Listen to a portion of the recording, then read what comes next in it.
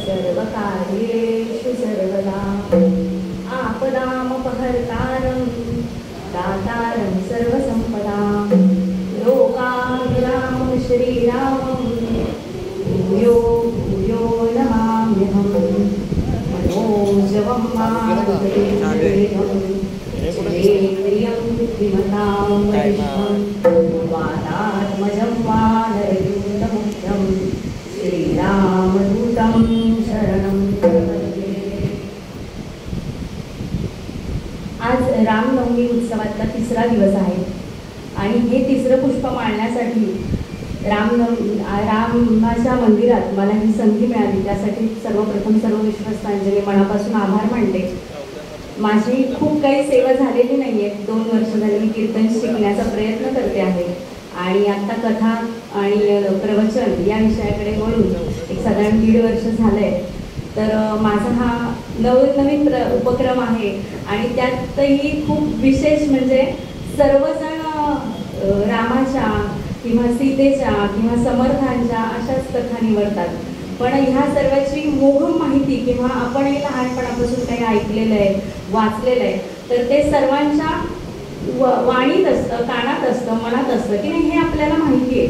पण अशा काही कथा आहेत ज्या आपल्याला माहिती नाही आहेत आणि त्याची काहीतरी माहिती तुमच्यापर्यंत पोहोचावी आणि ती माहिती संकलित करून त्यातनं काहीतरी बोध व्हावा या उद्देशाने मी एक नवीन कथा तुमच्यासमोर मांडण्याचा प्रयत्न करते आहे। अर्थात रामनवमीचा उत्सव आहे आणि रामाचा जो अवतार झाला त्याच्या आधी परशुरामांचा अवतार झाला आणि त्या परशुरामांच्या अवताराची आख्यायिका काय आहे हे आपण थोडक्यात जाणून घेऊया। यदा यदा हि धर्मस्य ग्लानिर्भवति भारतः अभ्युत्थानमधर्मस्य तदात्मानं सृजाम्यहं परित्राणाय साधूनां विनाशाय च दुष्कृतां धर्मसंस्थापनार्थाय संभवामि युगे युगे। धर्मसंस्थापनासाठी भगवंतांनी पुन्हा पुन्हा या धर्तीवर अनेक अवतार घेतले। मग अवतार कशासाठी घेतले तर प्रत्येक जीवामध्ये त्या भगवंताचा अवतार आहेच की। प्रत्येकाचं कर्म वेगळं, प्रत्येकाची वाणी वेगळी, प्रत्येकाचे विचार वेगळे, पण प्रत्येक माणूस या देहात असल्यावरती त्या आत्म्यापासून काही ना काहीतरी कर्म करतोच आहे आणि त्या कर्माचा अंश हा भगवंताचाच आहे। पण तरी सुद्धा भगवंताला अवतार धारण करावे लागले कशासाठी तर अनेक असे राक्षसी प्रवृत्तीचे लोक सुद्धा आपल्या ह्या ब्रह्मांडामध्ये आहेत आणि त्यांची प्रवृत्ती जेव्हा जेव्हा वाढते तेव्हा तेव्हा आपल्या धर्माचं रक्षण करण्यासाठी जाणीवपूर्वक भगवंत अवतार घेतात। मी जेव्हा हे सगळं शिकायला लागले तेव्हा मला प्रश्न पडला की मग असं म्हणतात की 84 लक्ष योनीतनं आपला जन्म होतो आणि रामाचा अवतार एकदाच घडला, असं कसं? मग एवढे वर्ष कसे काय पटापटा जातात किंवा युग कसं काय पलटतं? तर ह्या सगळ्याचा खूप सखोल अभ्यास आपल्या धर्मशास्त्रात केलेला आहे आणि इथे महत्त्वाचं म्हणजे वाचन कमी पडतं। आपण थोडंसं आपलं वाचन वेगळ्या दृष्टीने व्हॉट्सअप फेसबुक न करता आपल्या धर्माच्या दृष्टीने वाढवलं तर या सगळ्याची किती सखोल ज्ञान आपल्या प्राचीन ऋषींना होतं आणि त्यांनी आपल्यापर्यंत ते पोहोचवलं हे लक्षात येतं। तर हे जे काही अवतार झालेले आहेत हे युगांपासून प्रत्येक युग हे 4 वेळेस येऊन गेलेलं आहे। प्रत्येक अवतार हा भगवंताने वेळोवेळी धारण केलेला आहे, फक्त त्याचं नाव वेगळं वेगळं आहे। तर भगवान विष्णूंनी धारण केलेले दशावतार हे सर्वात प्रसिद्ध आहे कारण ते युगानुयुगे चालले, म्हणजे एका युगामध्ये एक अवतार असं नव्हतं। त्यातले काही अवतार हे चिरंजीव सुद्धा ठरले। मग हे अवतार धारण करण्यासाठी सिक्वेन्स कशी होती तर जसं माणसाची प्रवृत्ती आहे की पहिले आपण लहानपणी सगळं शिकलोय की पहिले माणूस माकड होता, मग हळूहळू तो चालायला लागला, मग तो शेपूट गेली आणि मग तसं मानवी जीवन आपल्या आत्तापर्यंत सुरू झालं। तसंच भगवंताने पहिल्यांदा अवतार धारण केलाय तो मत्स्य अवतार होता। तो एका प्राण्याचा होता आणि त्याला बोलता येत नव्हतं, हात नव्हते, पाय नव्हते, तो जलचर प्राणी होता आणि तिथून ही सृष्टी कशी उत्पन्न झाली आणि परत ह्या सृष्टीचा विध्वंस कसा झाला हे त्या अवतारामध्ये सांगितलेलं आहे किंवा त्या अवताराचा आपण अभ्यास केला तर ते आपल्या लक्षात येतं। मत्स्य अवतारानंतर कूर्म अवतार झाला, त्यानंतर वराह अवतार झाला, वराह अवतारानंतर नरसिंह झाला, त्यानंतर वामन अवतार झाला, वामन अवतारानंतर परशुरामांचा 6वा अवतार झाला, नंतर राम अवतार, जे क्षत्रिय कुलावंश आपण म्हणतो क्षत्रिय आहेत रामराया, त्यानंतर कृष्ण अवतार आहे, नंतर बौद्ध अवतार आहे आणि मग कल्की अवतार आहे. अशा दशावतारांमधनं चिरंजीव असा अवतार परशुरामांचा सांगितलेला आहे. मग ह्या परशुरामांनी काय काय कार्य केलं तर त्याची सुरुवात अतिशय रोचक आहे की आपण म्हणतो की जीन्स कसे येतात इंग्लिशमधनं सांगायचं झालं तर आपल्या रक्तात आहे ते. आपल्याला कोणी कितीही सांगू द्या की नाही हे करायचं नाही, तरी पण आपली बुद्धी आणि मन ते मानत नाही. जरी काही कारणास्तव आपल्याला ते करावं लागलं तरी मन त्याला उत्तर नाही असंच देतं. आणि त्याला कारण ते जीन्स असतात की आपल्यावर तसे झालेले संस्कार असतात. ह्या भगवंताने हा परशुराम अवतार कसा धारण केला, कुठे धारण केला हे आपण बघूयात. पण तत्पूर्वी 1-2 मिनिटं रामनामाचा जप करू आणि मग कथाभागाकडे वळू. रघुपती राघव राजा राम, पतित पावन सीताराम. रघुपती राघव राजा राम, पतित पावन सीताराम.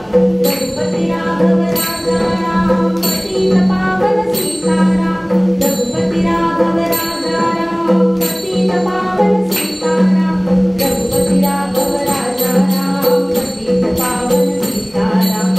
रघुपती राघव राजा राम, पतित पावन सीताराम. रघुपती राघव राजा राम, पतित पावन सीताराम. रघुपती राघव राजा राम, पतित पावन सीताराम. राजाधिराज रामचंद्र महाराज की जय.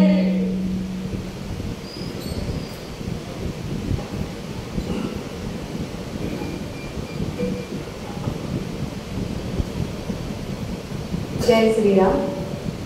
मगाशी अमृताने सांगितल्याप्रमाणे आजचे हे तिसरे पुष्प आहे जे आपण रामचरणी अर्पण करत आहोत. वेगवेगळ्या विषयांवरती वेगवेगळ्या प्रकारे रोज कार्यक्रम मंदिरामध्ये सादर केले जात आहेत. अगदी वेगळ्या पद्धतीने म्हणजे काल आपण बघितलं की भरतनाट्यमधून रामकथा इतकी उत्तम प्रकारे सादर करण्यात आली होती. काही जणांनी गायन पद्धतीने केली. दुपारच्या वेळामध्ये भजनाचे कार्यक्रम होतात. त्यातून रामाच्याच गीतांवरती हा उत्सव चालू आहे. खूप उत्स्फूर्तपणे भक्तगणाने त्याला साथ केलेली आहे. रामजी देवस्थानच्या वतीने मी आपल्या सर्वांचे आधी स्वागत करते. आजचा जो कार्यक्रम आहे हाही आगळा वेगळा आहे. अमृताला आपण सगळेजण जाणता. अमृता पारनाका परिसरामध्ये कोणाला माहीत नाही असं व्यक्तिमत्व नाही आहे तिचं. सुरुवातीची तिची जी ओळख होती ती ज्योत्स्ना मावशींची सून, ही ओळख तिने आता हळूहळू पुसून स्वतःची ओळख तिने निर्माण केली आहे. यासाठी आपण आधी तिचं छान कौतुक करूया.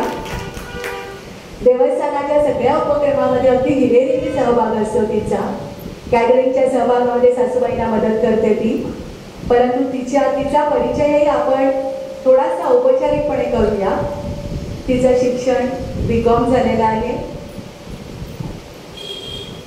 ज्योतिषशास्त्र आणि कृष्णमूर्ती म्हणजे पत्रिका बघण्याचे जे 2 भाग आहेत त्याचा दोन्हीचा अभ्यास तिने केलेला आहे.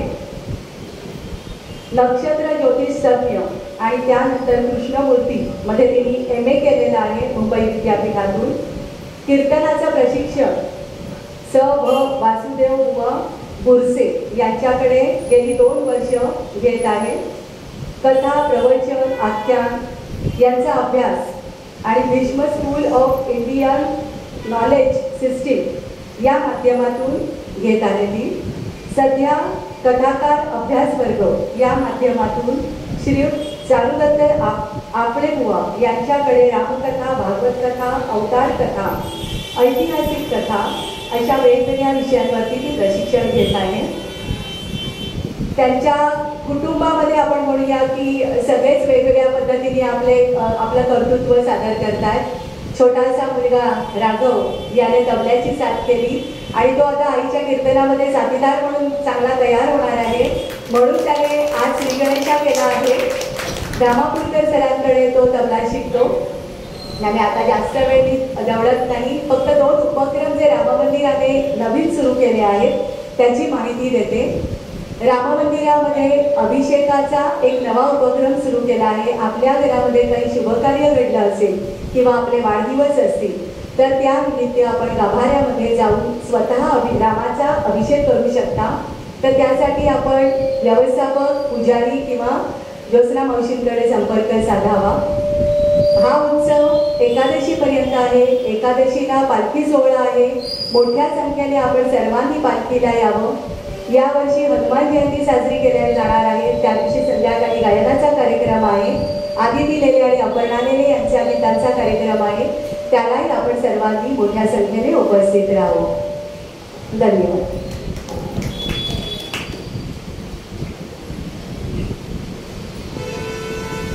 आपल्या भारतवर्षात ऋषींची अनेक कुळं होऊन गेली. मग हे ऋषी करायचे काय तर तपश्चर्या करायचे आणि खूप खूप तप करून मग काहीतरी वरदान प्राप्त करून घ्यायचे.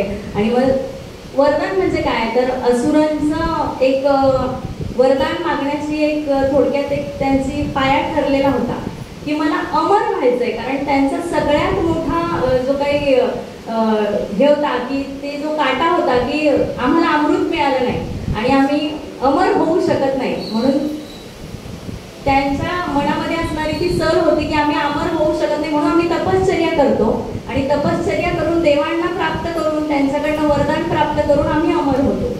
असं त्यांचा एका कुठलाही तुम्ही असुर घ्या की त्याने तप कशासाठी केलं तर वेगवेगळे पण लावून इकडचं तिकडे तिकडचं इकडे पण मी मरायला नको थोडक्यात.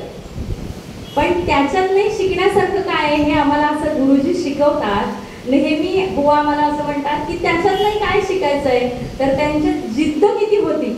असुरांमध्ये सुद्धा जिद्द किती होती. आता मी रोज इथे रामापुढे बसते जप करण्यासाठी तर एक माळ झाली कोणी घंटा वाजवली तरी माझं असं लक्ष विचलित होतं किंवा घरात बसलेली आहे. सगळ्यांचाच काही वेगवेगळा अनुभव असेल. मी माझा सांगते की घरात बसली आणि कुकरची शिट्टी वाजली तरी पण आपल्याला असं होतं का हे वाजतंय किंवा मग आपल्या मनामध्ये अरे जळणार तर नाही ना कोणीतरी पटकन या गॅस बंद करा मी पटकन बोलू शकत नाहीये.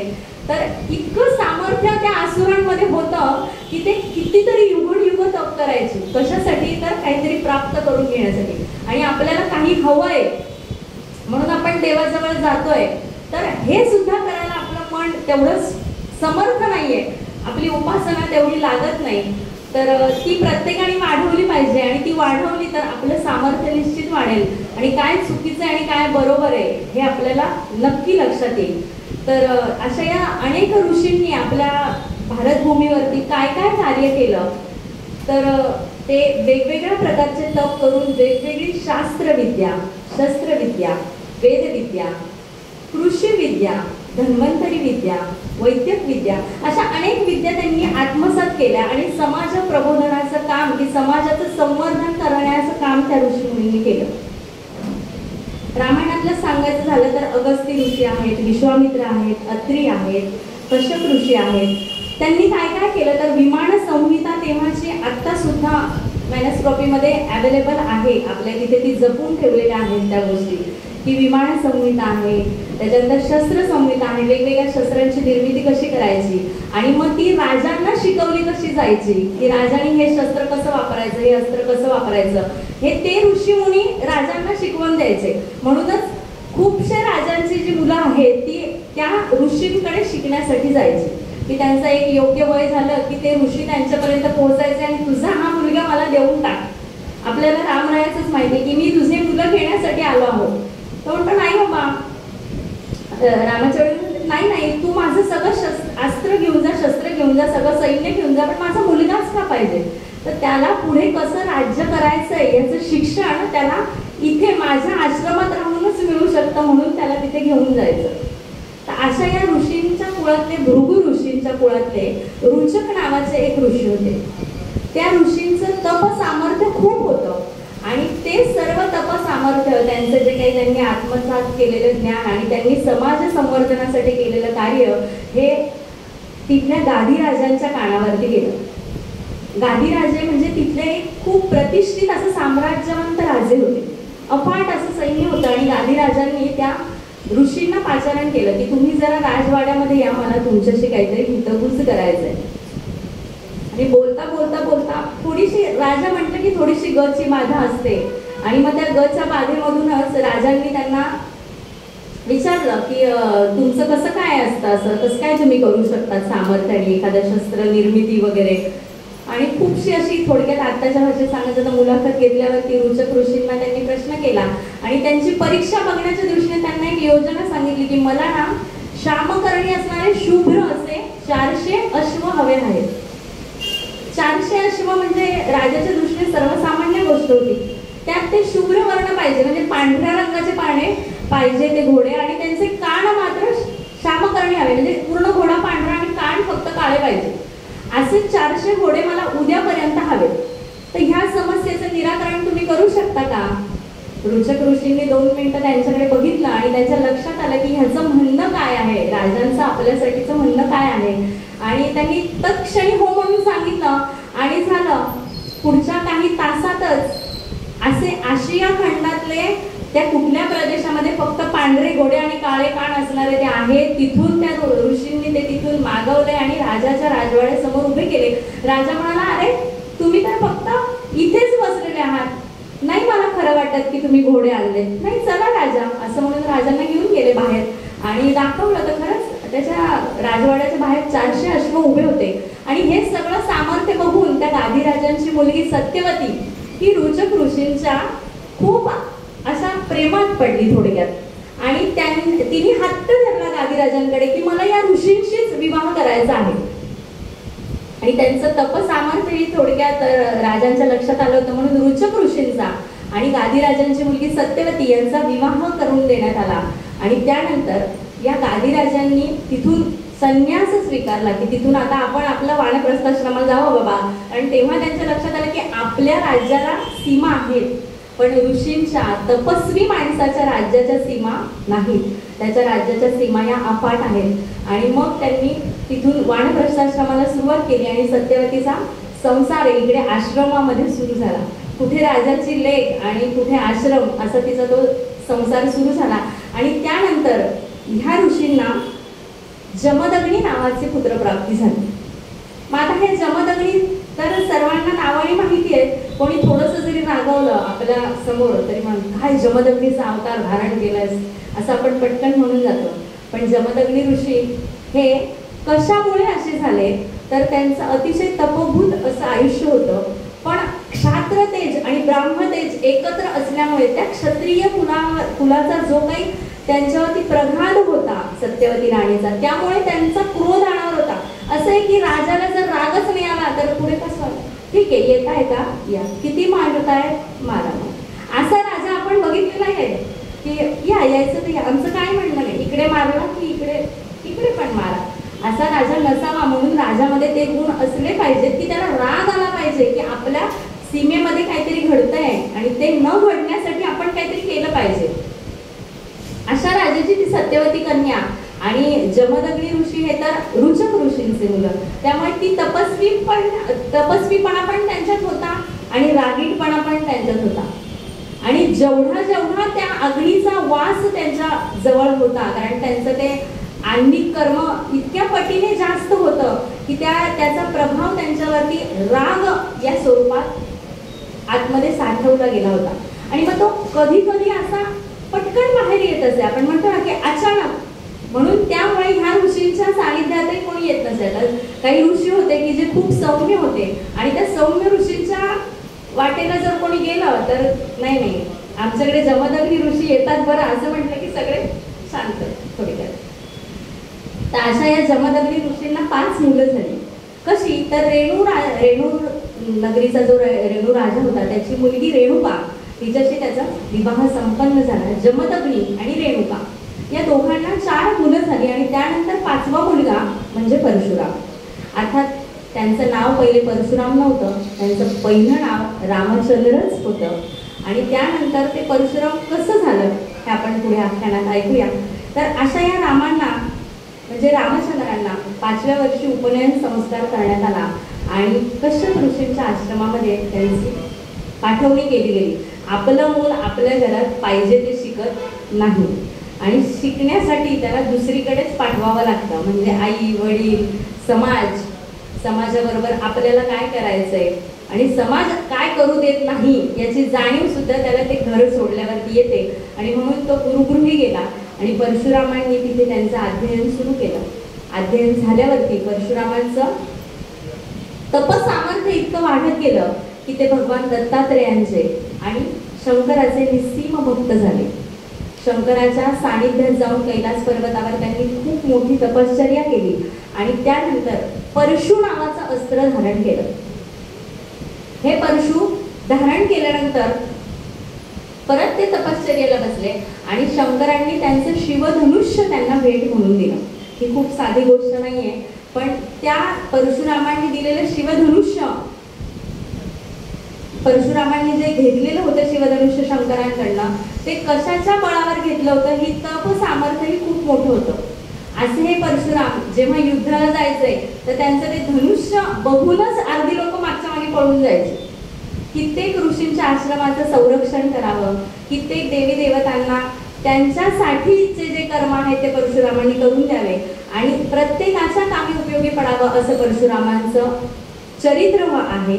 आणि त्या परशुराम चरित्रामध्ये इतक्या काही गोष्टी येतात छोट्या छोट्या, की मग गणपतीचा दात कापला परशुरामांनी त्यांच्या रागाच्या ह्याच्यामध्ये आणि मग त्याचं नाव एकदंत झालं कारण अर्धा दात तुटला होता. तर हे का झालं? तर तसा शाप गणेशालाही आहे की तू एकाच दाताने फिरशील, म्हणून परशुरामांकडनं ते कार्य शंकरांनी करून घेतलं. अशा त्या सगळ्या लीला आहेत. परशुरामांचं जे काही त्यांची जी काही स्तुती आहे ती अतिशय प्रसिद्ध आहे. परशुराम स्तुती ही वासुदेवानंद सरस्वती महाराजांनी खूप सुंदर रचलेली आहे. परशुराम स्तोत्र ज्याला म्हटलं जातं, ते जर आपण रोज वाचलं किंवा रोज ऐकलं तर त्याचं सामर्थ्य असं आहे की नुसत्या त्या स्तोत्राच्या वाचनाने, पठणाने आपल्यावरती येणारी संकट अर्ध्यापेक्षा कमी होतात, बाहेरच्या बाहेरच जातात. तर त्या परशुराम स्तोत्राचं आपण एकदा पठण करूया आणि मग कथाभागाकडे वळूया. खूप सुंदर शब्दरचना आहे. श्री गणेशाय नमः. कराभ्यां परशुं चापं दधानं रेणुकात्मजं नमामि भार्गवं रामं रेणुका चित्तनन्दनं. मोचिताभ्यातिमुत्पातं नाशनं भवनाशनं जामदग्न्यां भजे रामं भार्गवं क्षत्रियान्तकं. वशीकृतमहादेव दृप्तभूतकुलान्तकं तेजस्विनं कार्तिवीर्यं नाशनं भवनाशनं. परशुं दक्षिणे हस्ते वामे च दधतं धनु रम्यभृगोत्कुलोत्पन्नं घनश्यामं मनोहरम्. शुद्धं बुद्धं महाप्रज्ञां मंडितं रणपंडितं रामं श्रीदत्तकरुणा भाजनं विप्ररञ्जनं. मार्गणाशोषिताध्यक्षं पावनं चिरजीवनं य एतानि जपेद् रामं नमामि सकृती भवेत्. इति श्री परमहंस वासुदेवाचार्य विरचितं परशुराम स्तोत्रं संपूर्णम्.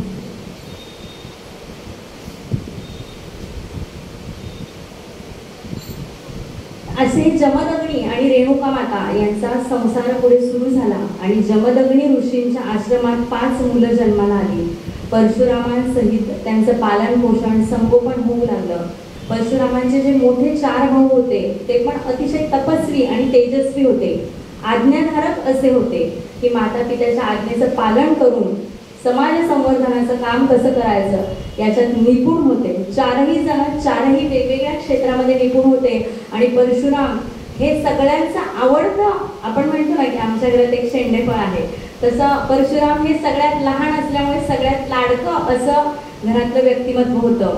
त्यांचं जे काही शिक्षण वगैरे ते पूर्ण झाल्यावरती जेव्हा ते तपभूत आयुष्य व्यतीत करून जेव्हा रामासाठी त्यांनी जे धनुष्य, आपण म्हणतो की रामायणामध्ये जसा पुढे आता आहे त्याचा उहापोह, की रामायणामध्ये सीतेसाठी जो पण लावलेला होता शिवधनुष्याचा, तेच हे शिवधनुष्य आहे जे परशुरामांनी शंकराकडून प्राप्त करून घेतलेले. आणि तो आनंद जमदग्नी ऋषींच्या आश्रमामध्ये खूप असं आनंदी वातावरण पसरलंय. आणि परशुराम तिथे पाचारण करतायत. परशुरामांचं खूप थोड्या कालावधीसाठी आपल्या आश्रमामध्ये येणं जाणं असायचं, कारण ते बराचसा वेळ कैलासावरतीच असायचे. तर परशुरामांच्या ह्या गोष्टींमध्ये एक छोटासा अडथळा निर्माण झाला, की ते जेव्हा आश्रमात होते, आश्रमातलं हे सगळं आनंदी वातावरण करून ते जेव्हा परत आपल्या तपस साधनेसाठी आश्रमातून बाहेर पडले, तेव्हा तिथे इंद्रदेव प्रगट झाले. आता इंद्रदेवांची महती पण अशीच आहे की ते काही ना काहीतरी करून ठेवतात आणि मग नंतर प्रत्येक देवाला ते विस्तरावं लागतं. का तर त्यांना त्यात आपण म्हणतो ना की राजा असला ना की त्याला थोडीशी कवची भाजा, मगाशी म्हटलं तसं त्यांना ते संरक्षण कवच, की नाही माझी गादी कोणी घेतली नाही पाहिजे, या संरक्षणाखाली नेहमी इंद्रदेव असायचे. आणि इंद्रदेव त्याच सगळ्या विचारांनी ह्या ऋषींच्या आश्रमात प्रगट झाले. कशासाठी आले जमदग्नी ऋषींकडे? तर जमदग्नी ऋषींकडे कामधेनू नावाची गाय होती. ती गाय कोणी बरं दिली होती? तर इंद्रानेच दिली होती. पण आपण दिलेली आहे ना, मग कशासाठी परत परत तिचं काय झालंय ते विचारायला जायचं? तसं नाही, मी दिलेला काय उपयोग काय करतोय त्याचा हे बघण्यासाठी इंद्रदेव तिथे पाचारित झाले. आणि त्यांनी काय केलं तर वेगळं एका अतिथीचं रूप घेतलं. अतिथीचं रूप धारण करून जेव्हा त्या आश्रमात प्रगट झाले, तेव्हा आपल्या तपस सामर्थ्याने रेणुकेला कळालं की हे इंद्रदेव आहे. मग अतिथी कसा बरं, कशासाठी आला या वेशात? आणि मागचं जे काय आहे इंद्राचं, ते तिला माहिती होतं की बाबा ह्याचं काय काय कुठे कुठे गुणगान आहे. म्हणून ती थोडीशी रेणुका माता दचकल्या आणि त्यांनी जमदग्नी ऋषींना म्हटलं की नाही तुम्ही बघा बाबा काय आहे ते. असं म्हटल्याबरोबर जमदग्नी ऋषींना राग आला आणि ते म्हणाले की जे आपल्या आश्रमात येतील, मग ते कुठल्याही वेशात येऊ दे, चोर चांडाळ कपट वेशी कुठल्याही वेशात येऊ दे, पण आश्रमा आला जरी समय असेल, तो कुठल्याही समय आपल्या आश्रमात येऊ दे, त्याला जे हवं ते देणं हा आपला धर्म आहे. त्याने काय करायचं हा त्याचा धर्म आहे. पण तो आपल्या आश्रमात आलाय ना, तर त्याला जे द्यायचंय ते आपण दिलंच पाहिजे. तरी सुद्धा रेणुकेचा जीव काही होईना त्यांच्या पुढे जाण्याचा आणि रेणुका मागेच थांबली. आणि तो अतिथी आलेला होता, तो अतिथी पाण्यासाठी खूप याचना करत होता की मला पाणी प्यायला पाहिजे, मला काहीतरी खायला पाहिजे. भुकेलेला वेश धारण करून आलेला अतिथी. आणि जमदग्नी ऋषींनी आपल्या कमंडलूमधलं पाणी त्याला पिण्यासाठी दिलं, पोटभर अन्न दिलं. आणि इंद्रदेव जमदग्नी जसे क्रोधित व्हायला लागले, तसं इंद्रदेव हळूहळू काढता पायी यायला लागले. आता काहीतरी पुढे जाऊन होणार आहे आणि त्याचं कारण आपण व्हायला नको, म्हणून इंद्रदेवांनी हळूहळू पाय मागे घेतला. आणि जमदग्नी ऋषी खूप क्रोधित झाले. कोणावरती क्रोधित झाले? तर रेणुका मातेवरती, की तू माझी पत्नी आहेस आणि तुला हे असं शोभत नाही. जरी तुला माहिती आहे की हा कुठल्या तरी वेशात आलेला आहे आणि हा काहीतरी कपट मनामध्ये घेऊन आलेला, हे मला कळलं नाही का? निश्चित कळलं, पण आपला धर्म आपण सोडायचा नाही, असं ते तिला वेगवेगळ्या प्रकारे समजावून खूप क्रोधित व्हायला लागले. आणि क्रोधाचा एक सीमा पार झाल्यावरती त्यांनी, कसं आहे की क्रोध कसा असतो तर एका सीमेपर्यंत ठीक असतो, तो यायलाच हवा. पण ती सीमा जेव्हा ओलांडली जाते तेव्हा आपल्या हातून नकळतपणे काहीतरी अपरियास घडतो आणि मग विचित्र होऊन जातं. ते पुढे कसं होतं ते येईल लक्षात. पण थोडक्यात काय तर जमदग्नी ऋषी क्रोधायमान झालेले होते आणि रेणुका त्यांना समजावण्याचा प्रयत्न करत होती. पण तेवढ्यात तिथे येणारे चारही मुलं यांनी आपल्या आईची बाजू घेतली. नाही बाबा, आईचं बरोबर आहे, तिला माहिती आहे ते कशासाठी आलेले, म्हणून मुलं असं तिथे आपली बाजू घेतात तरी कुठेतरी. ते म्हणतात नाही आईचं बरोबर आहे, आई बरोबर म्हणते की तिला माहिती आहे तो कशासाठी आलाय, तर ती कशाला त्याला पाणी बिणी देईल आणि जेवण खाण करायला लागेल. नाही बरोबर आहे. जमदग्नी ऋषी म्हणतात नाही असं नाही चालणार. बघा आत्ताच्या भाषेत काय आत्ताच्या युगानुसार मी तुम्हाला थोडी संकल्पना स्पष्ट करून देते. तेव्हा ऋषी एवढे क्रोधायमान झाले, त्या मुलांची बाजू घेतली नाही. त्या मुलांना ते सांगतायत की आत्ताच्या आत्ता तुमच्या मातेचं शिर धड वेगळं करा. कशासाठी? तर तिने आलेल्या अतिथीला पाणी दिलं नाही म्हणून. हे आत्ताचं थोडंसं आपल्याला असं वाटेल की काय अपराध आणि काय ही शिक्षा. तर संकल्पना स्पष्ट करण्यासाठी मी सांगते की आता समजा या देवळाच्या पायऱ्या, यातली एखादी पायरी आपल्याकडे चालताना दिसली नाही आणि आपण पाय घसरला आपला, तर पहिले आवाज येईल धप्प, आणि मग आपण ओरडू आ लागलं बरं कुठेतरी. पण अपराध कुठे घडलाय, कुठल्या उंचीवर घडलाय आणि कोणासोबतचा घडलाय ह्याचं मोजमाप करून जमदग्नी ऋषी चिडलेले आहेत. असं समजत तेच पायऱ्या आहेत आणि हरिहराच्या टोकावरती आपण आहोत. हरिहर किल्ल्याच्या टोकावरून उतरताना आपल्याला पायरी दिसली नाही. पहिले आवाज येईल आ, खाली गेल्यावर धप्प. म्हणून ती उंची गाठणं महत्वाचं आहे की ऋषींनी असं आपल्या पत्नीसाठी का उच्चारलं की आत्ताच्या आत्ता हिचं शिर धडा वेगळं करा. तर ह्याचं कारण हे की ते ऋषी आहेत आणि आपण सर्वसामान्य माणसं सर्वसामान्यच विचार करतो की काहीतरी विचित्रच माणूस होते बाबा जमदग्नी ऋषी. पण नाही, त्यांची तेवढी ती उंची गाठण्यासाठी त्यांनी तेवढं तप खर्ची केलं होतं आणि ते तप खर्ची करताना त्यांचं जे तप सामर्थ्य ते कमी होणार होतं रेणुकेच्या एका चुकीमुळे. म्हणून ती चूक मानली गेली नाही तर गुन्हा ठरला.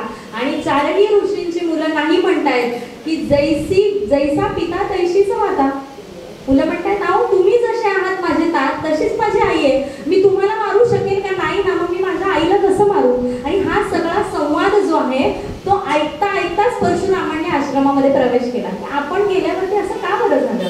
आणि हे असं एवढं विचित्र दृश्य त्यांना दिसलं की आपले वडील आपल्या भावांना सांगताय की तू आईची हत्या कर. आणि परशुरामांचा हा सगळा संवाद कानावर येता क्षणी ते हात जोडूनच आश्रमामध्ये प्रवेश करतात की तात मी करतो हे पातक. परशुराम म्हणतात की मी ह्या पातकाला सामोरं जातो पण तुम्ही माझ्या भावंडांना काही करू नका, मी करतो. जमदग्नी ऋषींचा संताप तो, ते म्हणतात नाही आता फक्त आई नाही, ह्या चौघांना पहिले संपव. आपले वरिष्ठ 4 भावांसह आईचा वध करायचा आणि तोही आपल्याच आश्रमात. हे पातक अंगावर घेऊन परशुरामांनी त्या गोष्टीला पुष्टी दिली. कारण त्याच्यानंतर आपल्या वडिलांचं सामर्थ्य काय आहे हे परशुरामांना माहिती होतं आणि आपणही तेवढे सामर्थ्यशाली आहोत हेही त्यांना माहिती होतं. म्हणून त्यांनी प्रथम वडिलांचा क्रोध अनावर होत नाही हे बघितल्यावर तर आईचा शिरच्छेद केला. रेणुका मातेचं शिर एका बाजूला पडलं आणि देह एका बाजूला पडला. आणि तेच शिर आपण म्हणतो आज जेव्हा आपण माहूरगडावरी दर्शनाला जातो तेव्हा माहूरगडावर रेणुकेचा फक्त मुखवटाच आहे, तो ह्याच कारणास्तव आहे.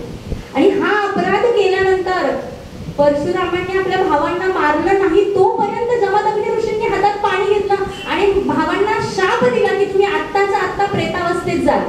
म्हणजे स्वतःच्याच मुलांनी आज्ञेचं अवलंबन केलं नाही म्हणून स्वतःच्या 4ही मुलांना प्रेतत्व घडावं असा शाप जमदग्नी ऋषींनी आपल्या 4ही मुलांना दिला. आणि एक मुलगा तर आपल्या आईची हत्या करून हातात परशु घेऊन उभा होता.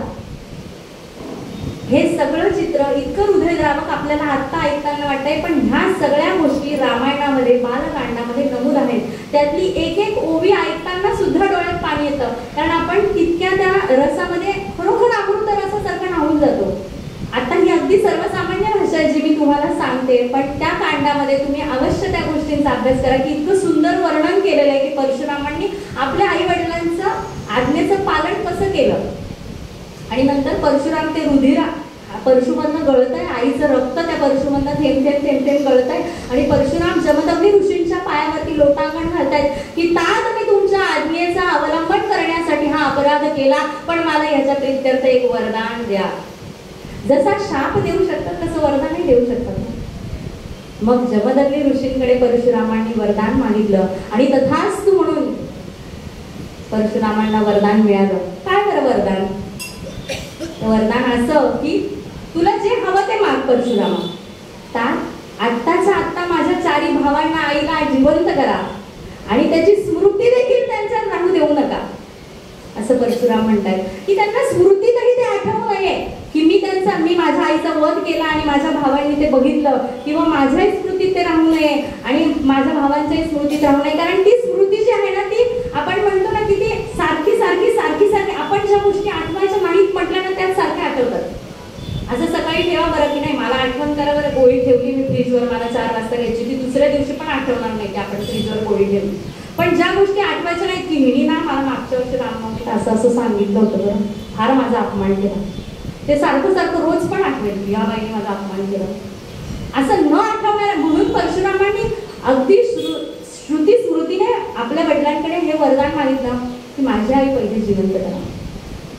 तत्क्षणी जमदग्नी ऋषींनी तथास्तु म्हटलं आणि त्या देहावरती तो मुखवटा म्हणजे तिचं मस्तक ठेवण्यात आलं आणि रेणुका माता पुनश्च प्राणमुक्त झाला की त्यांचा प्राण शरीरात संचारू लागला. चारी भाऊ उठून बसले. जरी जरी त्यांच्या देहातनं प्राण गेला हे त्यांच्या लक्षात नव्हतं, त्यांच्या स्मृतीत नव्हतं, पण त्यांच्या देहावरती जे संस्कार होत होते मनात विसरल्या, पण शरीराचं मन नाही विसरू शकत ना. जेव्हा प्राण गेला तेव्हा त्यांच्या शरीरावरती आलेला घाम आणि परशुरामांच्या आत्म्याची झालेली तगमग ही एका खूप छान अशा गाण्यामध्ये बद्ध केलेली आहे. आपण जेव्हा जेव्हा ते गाणं ऐकू ना तेव्हा तेव्हा आपल्याला असं वाटतं की ह्या शब्दाचा अर्थ असा असेल, पण निश्चित तो अर्थ आता असा आहे की परशुरामांनी केलेली जी काही चूक होती आणि त्यानंतर ती चूक जी सुधारण्यात आली तेव्हा परशुरामांची आई रेणुका माता जिवंत झाली. तेव्हा हे गाणं किती व्यवस्थित बसतंय ते आपण ऐकूया. आणि आमच्या छोट्या तबलजींची इच्छा आहे की आई तू नुसतीच गोष्ट सांगू नको, मला तबला वाजवायचं. छोटासा प्रयत्न, सर्वांनी आनंद घ्या, सर्वांनी साथ द्या. मी काही खूप गायिका नाही त्यामुळे माझा आवाज काय असं खूप छानसा लागत नाही. सर्वांनी एकत्र म्हणूया म्हणजे त्या गाण्याचा रस प्रत्येकापर्यंत पोहोचेल.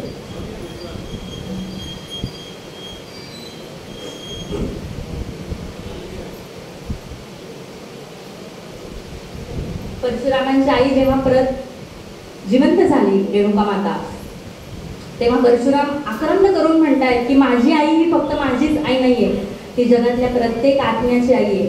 माझी आई ही प्रत्येक वासराची गाय आहे आणि माझ्या आईने काय काय केलंय हे जर तुम्हाला बघायचं असेल, हे जर तुम्हाला कळून घ्यायचं असेल तर माझ्या आईचा मुलगाच व्हावं लागेल. माझी रेणुका माऊली कल्पवृक्षाची सावली, हो माझी रेणुका माऊली कल्पवृक्षाची सावली. जैसी वत्साला ही गाय तैसी अनाथांची माय, जैसी वत्साला ही गाय तैसी अनाथांची माय, माझी रेणुका माऊली कल्पवृक्षाची सावली. रेणुका माऊली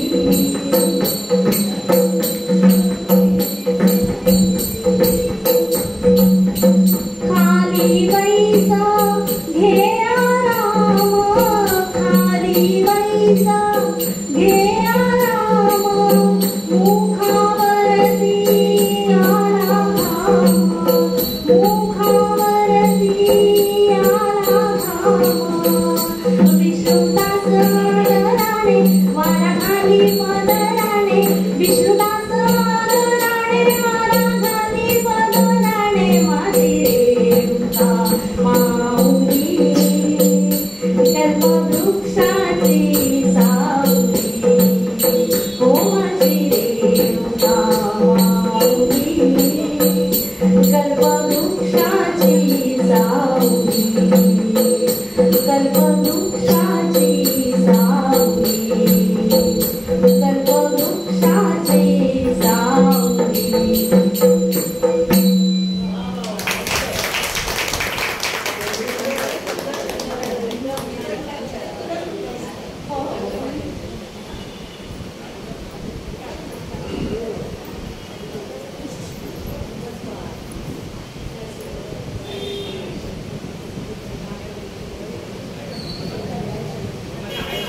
मातेला जिवंत केल्यानंतर मातेच्या मुखावरती आलेला घाम जो आहे तो विष्णुदास म्हणजे स्वतः जमदग्नी पुसतायत असं वर्णन या काव्यामध्ये केलेलं आहे.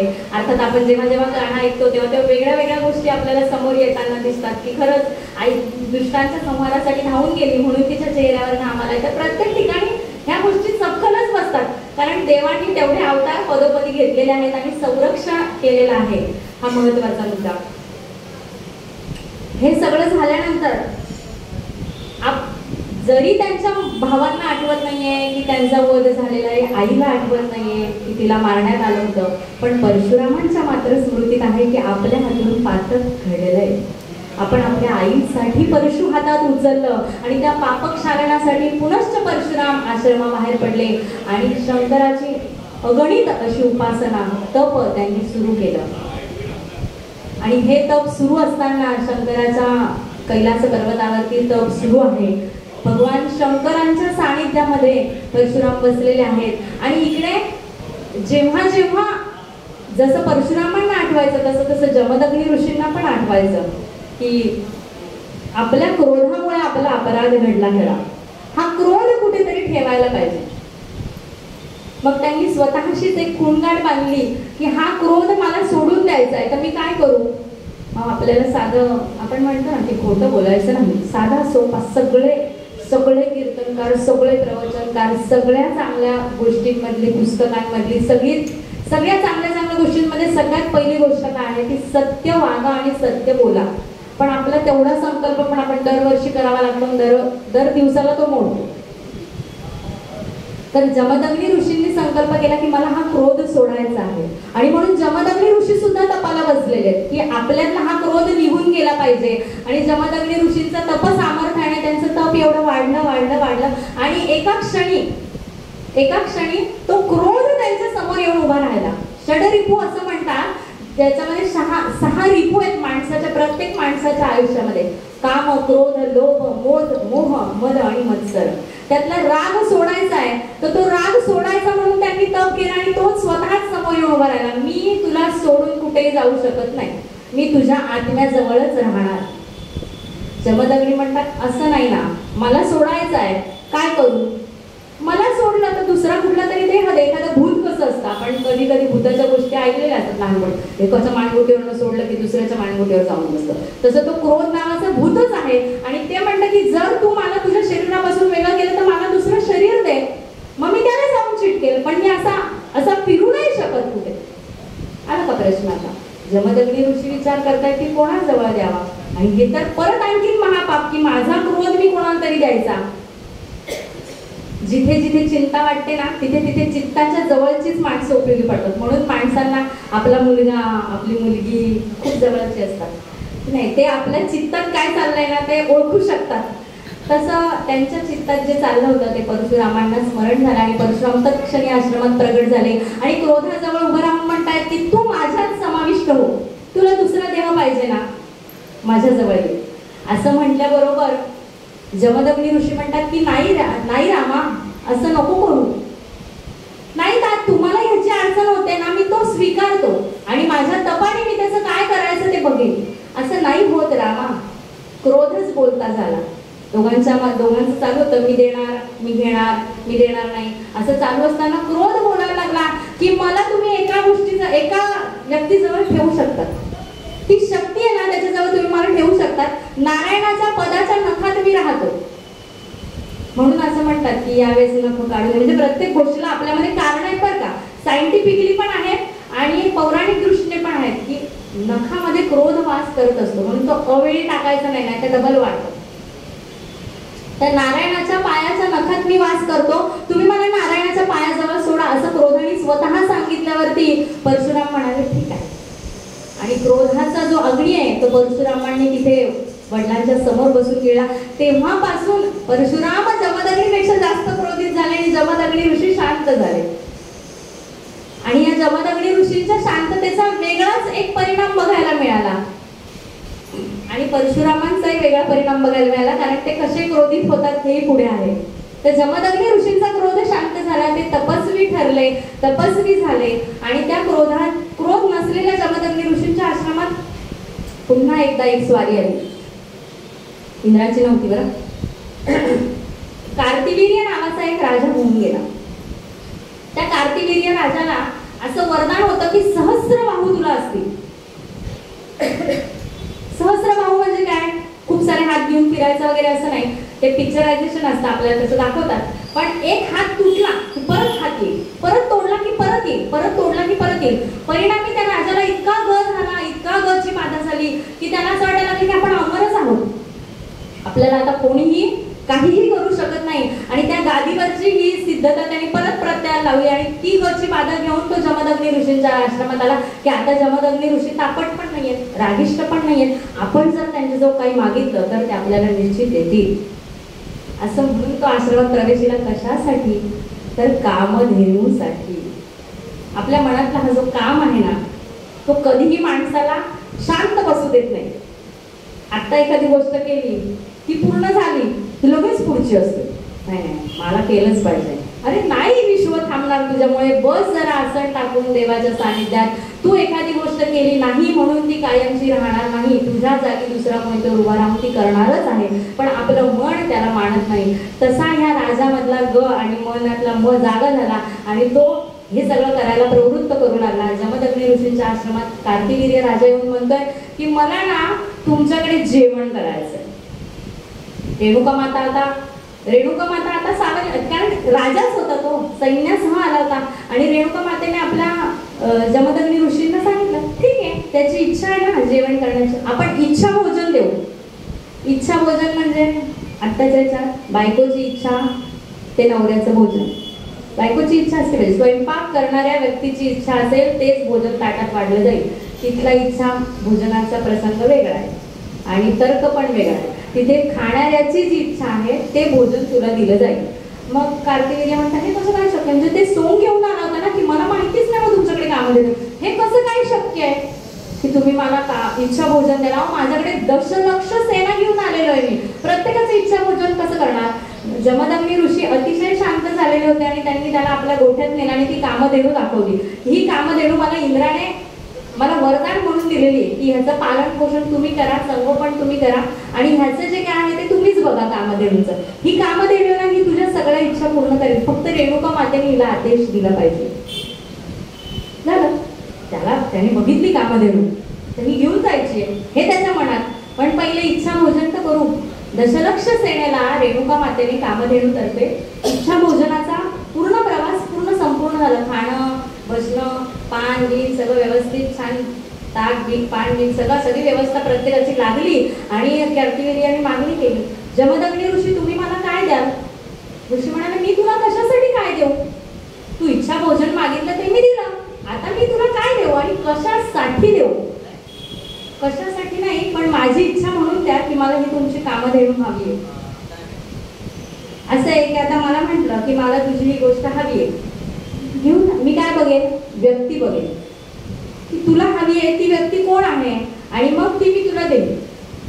तसं ऋषींनी पण तेव्हा विचार केला की हा राजा, ह्याला एवढ्या गोष्टींचा सामर्थ्याचा गर्व झालेला आहे आणि याला जर मी ही कामधेनू दिली तर तो निश्चित तिचा दुरुपयोग करेल. आणि त्यांनी त्याच्या समोर असा प्रस्ताव ठेवला की मी तुला कामधेनू देऊ शकत नाही, कारण ती मलाच गिफ्ट मिळाली. थोडक्यात मी ती दानात पत्करली आहे, दानात घेतलेली वस्तू मी पुनश्च दान करू शकत नाही म्हणून मी तुला ती देऊ शकत नाही.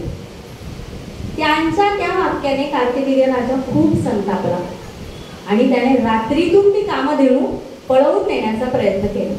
आणि त्याच रात्री ती कामधेनू पळवून नेत असताना कार्तिवीर्य राजाचं आणि जमदग्नी ऋषींचं युद्ध सुरू झालं.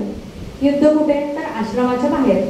याच्याकडे दशलक्ष सेना आणि ऋषींजवळ फक्त 4 मुलं बायको. आणि आता तर क्रोधही नाही, जसं मगाशी म्हटलं तसं की त्या व्यक्तीला ती गोष्ट हवीच, पण ती त्या व्यक्तीकडे नाही म्हटल्यावर त्याचा काहीतरी होतो, ऱ्हास होतो. आणि परिणामी कार्तिवीर्य राजाने 21 वार जमदग्नी ऋषींच्या शरीरावर केले आणि त्यांच्या शरीरातून प्राणपक्षी दूध गेला. कार्तिवीर्य राजाकडनं जमदग्नी ऋषींचा संहार झाला. संपूर्ण आश्रमामध्ये रक्त सांडलंय आणि आई आक्रंद करते, आक्रोश करते की परशुरामा धाव रे धाव परशुरामा. आणि तो धावा परशुरामांपर्यंत पोहोचला आणि जमदग्नी ऋषींच्या आश्रमात परशुराम प्रगट झाले. आईचं ते रूप बघून ते तिथल्या तिथे धारातर्थी पडले, पण आईला सावरायचं होतं. काय करूयात, आईने त्यांच्याकडनं वचन घेतलं की असाच्या असाच असेल आणि त्या कार्तिवीर्याला संपवशील. असं म्हणून परशुराम उठले, हातात परशु घेतलं, लखलख लखलख लखलख करत असणारे ते परशु घेऊन, खूप सारे घोडे घेऊन कार्तिवीर्य राजाच्या नगरीत परशुराम निघाले. रामाचा तो परशु चाले, रामाचा तो परशु चाले, उन्मत ऐसे प्याले प्याले, रामाचा तो परशु चाले.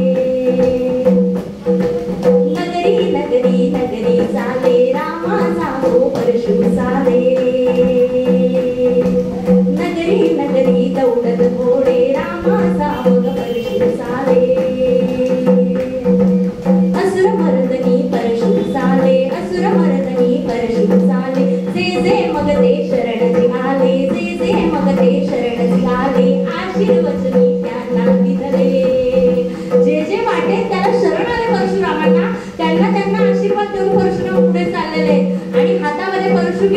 नगरी नगरी फिरतायत. सहस्रार्जुन नावाच्या राज्यात त्यांनी प्रवेश केलेला आहे आणि दर परशु चालवत संहारावर संहार करतायत. एवढी अफाट असणारी कार्तिवीर्याची सेना धड कमी होते आणि परशुरामांचा विजय होतोय. पण जेव्हा ते परशुराम कार्तिवीर्याच्या समोर आले तेव्हा काय झालं? कार्तिवीर्याच्या समोर परशुराम आले, हात तोडतायत, परत हात येतोय, परत हात तोडतायत, परत हात येतोय. असे सहस्र बाहुवर्धन असलेल्या कार्तिवीर्याला संपवायचं तरी कसं, हा प्रश्न त्यांच्या समोर उपस्थित झाला. आणि तेव्हा आकाशवाणी झाली की ह्या कार्तिवीर्याच्या नाभीमध्ये अमृत आहे, त्याच्या नाभीतल्या अमृताला बाण मार आणि मग कार्तिवीर्य संपेल. त्या आकाशवाणीचा तत्क्षणी प्रसाद घेऊन परशुरामांनी बाण मारला. शिवधनुष्यातनं निघालेला तो बाण कार्तिवीर्यावरती असा काही चढला की त्यांच्या बेंबीतलं अमृत सांडलं आणि तिथे कार्तिवीर्य राजाचा अवतार जो आहे तो समाप्त झाला. अवतारच म्हणेन मी, कारण ह्या राजाला जसा हा वरदान होता की त्याचे सहस्र बाहू असतील, तसं त्याने जे केलेलं सामर्थ्य आहे, त्याने जी काही लोकांची केलेली सेवा आहे, त्या राजाला एक वरदान अजूनही मिळालेलं होतं की कोणाची कुठली वस्तू हरवली, म्हणजे आता ही गोष्ट सर्वश्रुत आहे की एखाद्याची एखादी गोष्ट हरवली तर एक मंत्र आहे, युट्यूबला वगैरे पण आता सध्या सगळीकडे अवेलेबल आहे. कार्तिवीर्यार्जुनो नाम राजा बाहू सहस्रवाण तस्य स्मरण मात्रेण गतं नष्टंच लभ्यते. एखादी गोष्ट तुमच्या अतिशय जीवाची आहे, ती हरवली आहे किंवा ती नष्ट झाली आहे, तर या कार्तिवीर्याचं स्मरण करा. त्या कार्तिवीर्य राजाच्या वरदानानुसार त्याला सहस्र बाहू आहेत आणि त्या सहस्र बाहूंनी तो तुमची ती वस्तू, तुमची ती व्यक्ती तुमच्या जवळ आणून उभी करेल. पण हे सगळा श्रद्धेचा खेळ आहे बरं का. दाखवणं वेगळं आणि करणं वेगळं. ज्याच्या मनात खरी श्रद्धा आहे ना, त्याला तो देव निश्चित पावतो. देव आपल्याला हवं ते कधी देत नाही, आपल्यासाठी काय चांगलं आहे ते तो देत असतो. या गोष्टींवरती पूर्ण अंडरलाईन करून आपण अधोरेखित हे वाक्य करून मग त्याच्यावर श्रद्धा ठेवली ना की तो करेल ना ते बरोबर राहील. वेळ आल्यावर प्रत्येकाला त्याला पाहिजे ते नाही मिळणार, पण वेळ आल्यावर त्याच्यासाठी काय चांगलं आहे ते नक्की देईल, म्हणून तो देव आहे.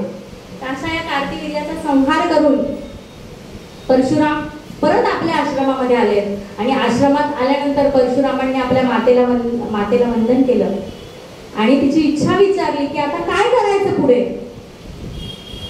तेव्हा परशुरामांना त्यांच्या मातेने चिरंजीव असण्याचं वरदान दिलं. चिरंजीव या शब्दाची कोड केली तर जो चिरकाल जिवंत राहतो तो चिरंजीव. अशा खूपशा गोष्टी आपल्या या पृथ्वी तलावर ह्या आपल्या आजूबाजूला आहेत की ज्या चिरंजीव असतात.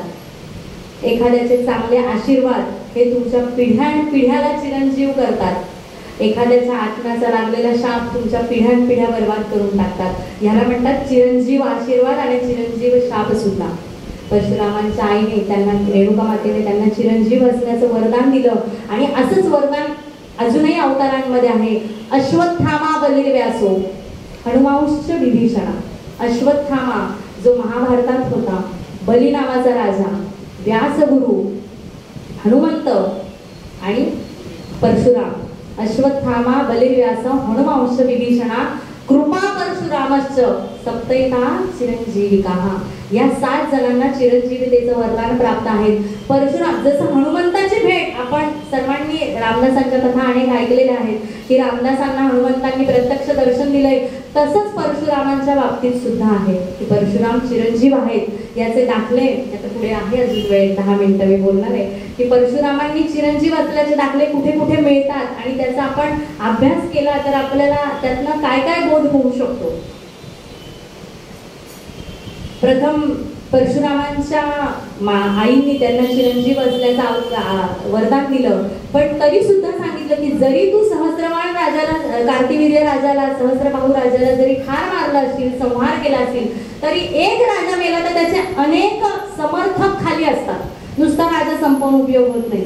आत्ताच्याही काळाला हे वाक्य लागू पडतं की फक्त राजा मारला म्हणून चांगलं होत नाही. त्याचे जे समर्थक असतात त्यांना पण संपवलं पाहिजे. तर अशी ज्यांची बुद्धी आहे, जे चांगल्या व्यक्तींना त्रास देतात, चांगल्या कार्यात अडथळे निर्माण करतात, अशा सगळ्यांचा संहार तू कर.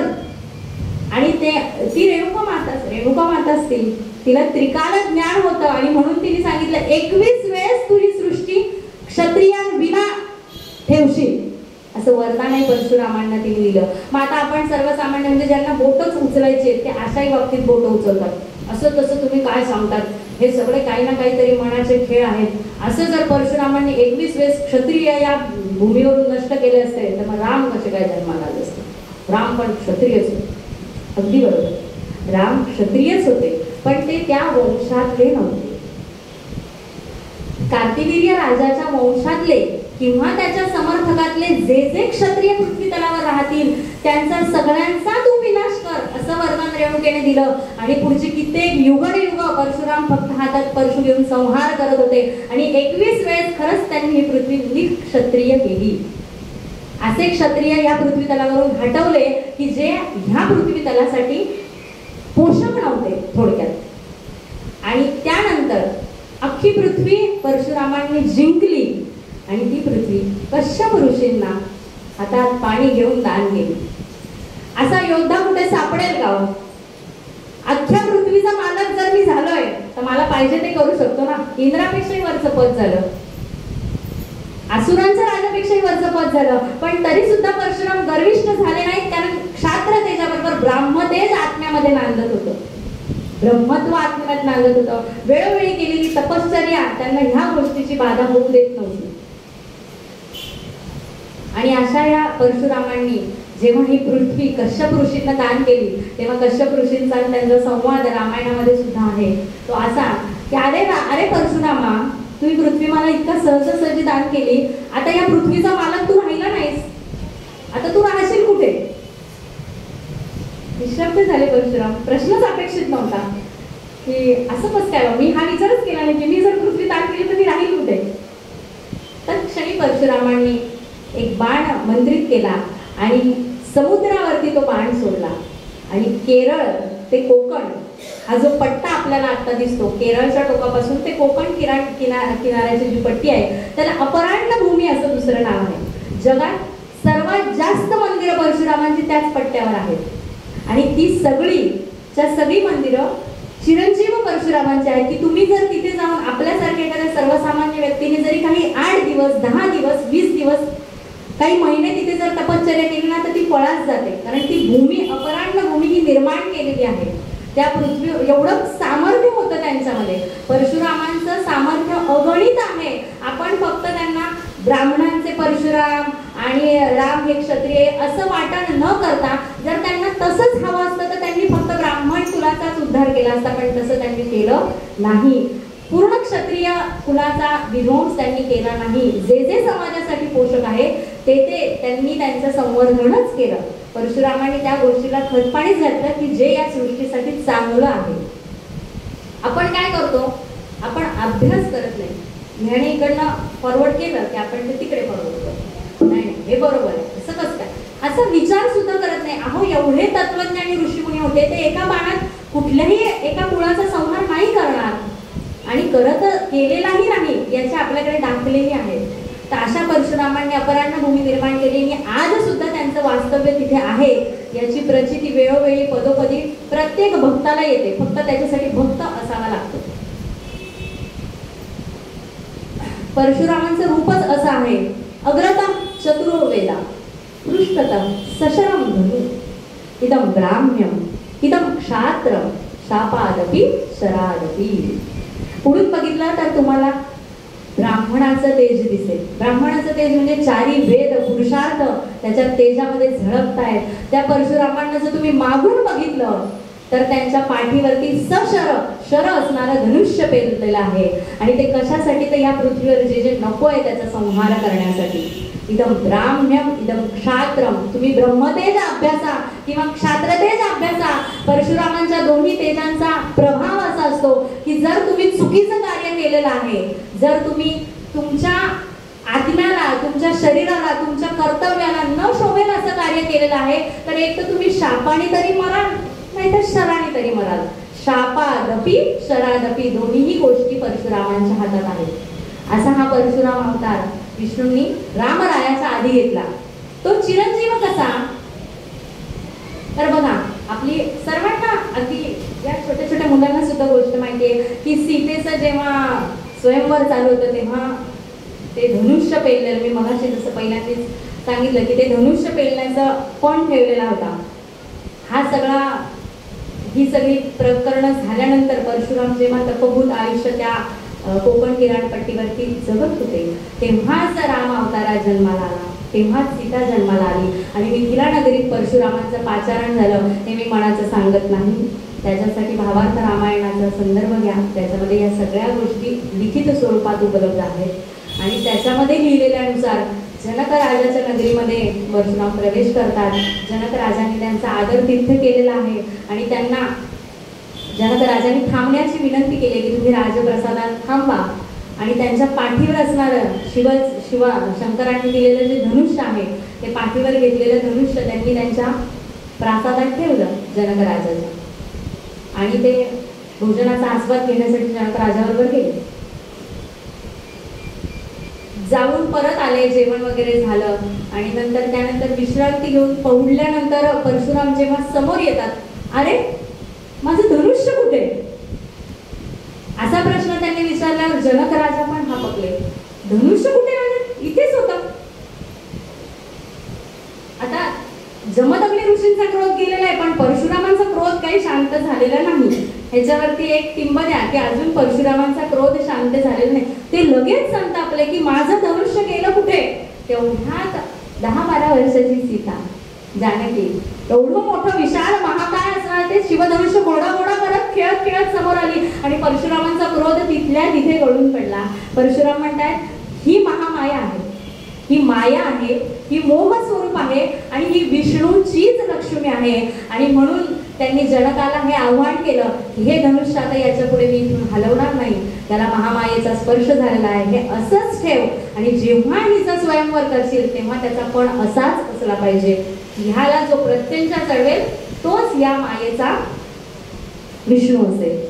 आणि असं वरदान तिथे त्यांनी हा सगळा प्रसंग त्या रामायणामध्ये वर्णन केलेला आहे की हा असा प्रसंग सीतामाई 10 वर्षांची असताना सुद्धा परशुराम भेटलेले आहेत.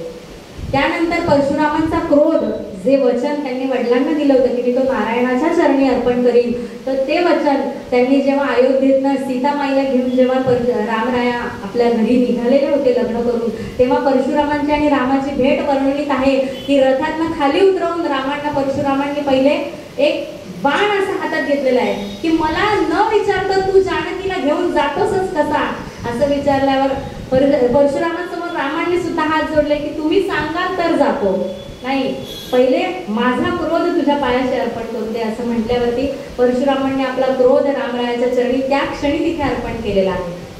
त्यानंतर येतो तो कृष्ण अवतार. कृष्ण अवतारामध्ये भगवान परशुरामांचे इतके काही दाखले आहेत, अगणित दाखले आहेत कृष्ण अवतारामध्ये. महाभारताचं जेव्हा युद्ध झालं, अगदी थोडक्यात सांगते, महाभारताचं जेव्हा युद्ध झालं चालू होतं तेव्हा कर्ण नावाचं पात्र प्रत्येकाला माहिती आहे की कर्णाची काय दुर्दशा झाली होती आणि कर्णाला वेळेवरती विद्याच आठवेना. महाविचार कधी कोणी केला की असं का झालं, विद्या घेतली होती ना, कोणाकडून घेतली होती, परशुरामांकडूनच घेतली, मग ती का आठवत नाही. तर जेव्हा विद्या घेतली, खोटं बोलून घेतली. त्यांना सांगितलं की मी ब्राह्मण आहे, ब्राह्मणाचा वेश धारण करून परशुरामांच्या आश्रमात राहून त्यांनी ती विद्या ग्रहण केली. पण जेव्हा एक प्रसंग असा आला तिथे की परशुराम कर्णाच्या मांडीवरती डोकं ठेवून पहुडलेले आहेत, म्हणजे परशुराम विश्रांती घेत आहेत आणि कर्णाने त्यांना डोक्याची उशी म्हणून मांडी दिलेली आहे आणि त्या मांडीवरती डोकं ठेवून परशुराम झोपलेत आणि एक भुंगा येतो. अगदी थोडक्यात सांगते, एक भुंगा येतो आणि तो त्या कर्णाच्या मांडीला चावा घेत असतो. त्या मांडीवरती चावा घेऊन घेऊन घेऊन तो इतका ती मांडी पोखरतो, पण कर्ण म्हणतो की अरे परशुराम जर चिडले तर मला पुढचा काय शस्त्रास्त्र मिळणार नाही, मला काय पुढचं शिकता येणार नाही, त्यामुळे झोपू देते असं म्हणून कर्ण थोडासा अतिताईपणाने आणि अगदी इच्छा धरून की नाही मला त्रास झाला तरी चालेल पण मला शिकायचंय, हे पण एक म्हणजे हा पण एक बेरजेचा भाग आहे. थोडक्यात सांगायचं की नाही मला शिकायचंय म्हणून मी त्याच्यासाठी काही करू शकतो. पण याचा परिणाम उलटा झाला की त्या भुंग्याने पोखरलेली मांडीतनं जे निघणारं रक्त होतं ते परशुरामांच्या कानापर्यंत आलं असं ओघळत आणि ते रक्त इतकं उष्ण होतं. तेव्हा परशुराम जागे झाले आणि त्याने त्याला विचारलं, हे जे उष्णोदक म्हणजे हे जे रक्त इतकं उष्ण आहे आणि तुझं सहन करण्याचं सामर्थ्य इतकं आहे की ते क्षत्रियातच असू शकतं आणि म्हणून तू माझ्याशी खोटं बोललास तू खोटं बोललास म्हणून मी तुला शाप देतो की तू आतापर्यंत माझ्याकडनं जी जी विद्या ग्रहण केली त्या विद्येचा जेव्हा तुला उपयोग करायचा असेल ना तेव्हाच तुला ते आठवणार. आणि हा प्रसंग महाभारतातही वर्णित केलेला आहे. आपण परशुरामांबद्दल अगदी थोड्या थोड्या गोष्टी जाणून होतात आणि मी त्या गोष्टींचा उहापोह करण्याचा माझ्या परीने प्रयत्न केला. असाच परशुरामांचा जो अवतार आहे, जसा रामावतारात झाला, कृष्ण अवतारात झाला, तसाच गरुड पुराणामध्ये वर्णित आहे की परशुरामांनी कल्कीचा जेव्हा अवतार उभे आहे त्या कल्की अवतारामध्ये परशुरामांचं काय कार्य आहे.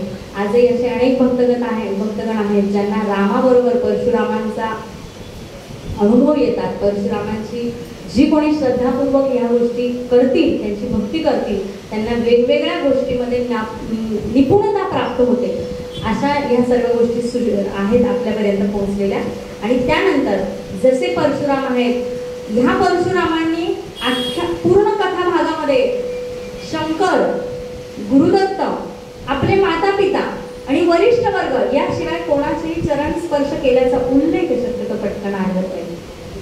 कारण त्यांच्यापर्यंत जायलाच मुळात सगळेजण घाबरायचे, कारण ते इतके क्रोधित होते. पण जेव्हा त्यांचा क्रोध गळून पडला तेव्हा त्यांनी परशुरामांनीही रामांना वंदन केलंय. आणि अशा या रामाच्या सानिध्यात आपण आपलं जीवन व्यतीत करतो, हे आपलं महत्भाग्य आहे. तर अशा या रामरायांचं आणि परशुरामांचं आख्यान मी तुमच्या समोर माझ्या मतीने ठेवण्याचा प्रयत्न केला.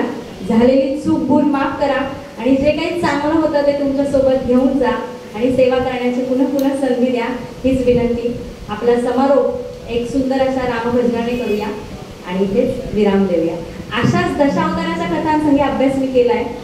आमच्या विश्वस्तांना विनंती करेन की माझ्या दशावताराची मी जे काही अभ्यास केलेला आहे तर मी तुमच्या पुढे खरं परत प्रत्येक अवताराचे ज्या काही गोष्टी आहेत ते तुमच्यापर्यंत खूप कमी लोकांना माहिती आहे. आणि सगळ्यात महत्त्वाचं जे मला शिकवण्यात आलं ते मी तुम्हाला देण्याचा प्रयत्न करते की आज ही काळाची गरज आहे की असा कसा कासा उत्पन्न होतो आणि असा कसा तो एवढा मोठा पर्वत घेऊन उभा राहतो. तर ह्याच्या मागच्या कथा आपल्या या लहान मुलांना, पुढच्या पिढीला माहीत असाव्या की त्याचं वैज्ञानिक कारणही त्याच्यामध्ये दिलेली आहेत आणि आध्यात्मिक कारणही त्याच्यामध्ये दिलेली आहेत. या दोन्हीचा उहापोह अशा कथांच्या श्रवणाने होतो. तर पुन्हा अशा कथांचं आयोजन करा ही विनंती.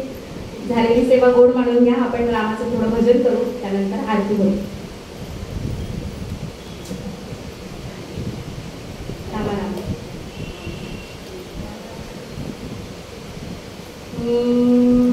रामा रामा रामा रामा रघुनंदना, रामा रघुनंदना, रामा रामा रामा रामा कुलभूषणा, रामा रामा रामा रामा जानकीपते, रामा जानकीपते, रामा रामा रामा रामा विमलमते, रामा रामा रामा रामा दीनवत्सला, रामा भक्तवत्सला, रामदास मने तुझी अगम्य लीला, रामा रामा रामा जय रामा हो, जय रामा हो, तारी तारी तारी तारी आमा हो, रामा तोडी तोडी तोडी तोडी भवपाश, रामा भवपाश,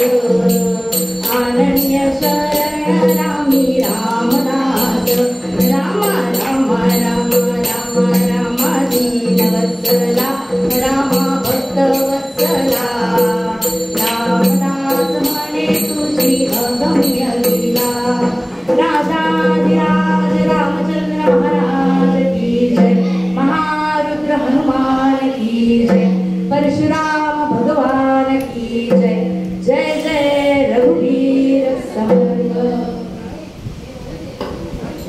पाचा अमृताने आज तिचा एक वेगळा पैलू आपल्यासमोर उलगडला. गेल्या वर्षी तिने कीर्तन इतकं सुंदर सादर केलं होतं आणि यावर्षी प्रवचन केलं. छान अभ्यास होता, छान वेगळ्या गोष्टी तिने परशुरामांच्या आपल्यासमोर सादर केल्या आणि अशाच कथा सादर करण्याची तिला जास्तीत जास्त संधी मिळवलीच रामचरणी प्रार्थना. आणि आता आपण तिला रामरायाचा प्रसाद देऊया.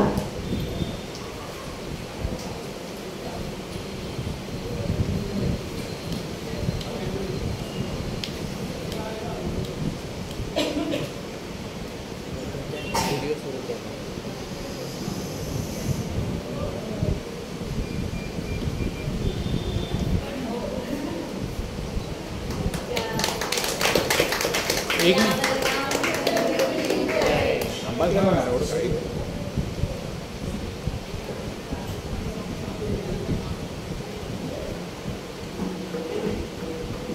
बालकलाकार राघवनी पण आज पहिल्यांदा सेवा सादर केलेली आहे, तर त्यालाही रामाचा प्रसाद देण्यासाठी मी विश्वास चापेकरांना विनंती करते. मस्त मस्त वाजव, खरंच छान वाजव. त्यालाही अशी छान संधी लाभो. आम्ही महिनाभर हट्ट करत होतो की आई मला वाजवायचंच आहे, मला वाजवायचंच आहे. आजी गटाही नातवाला छान बक्षीस मिळतंय बघा. मी म्हटलं की नाही, पहिल्यांदाच वाजवलं. राघव आजी बक्षीस देतीये. थोड्याच वेळात आरती होणार आहे आणि त्यानंतर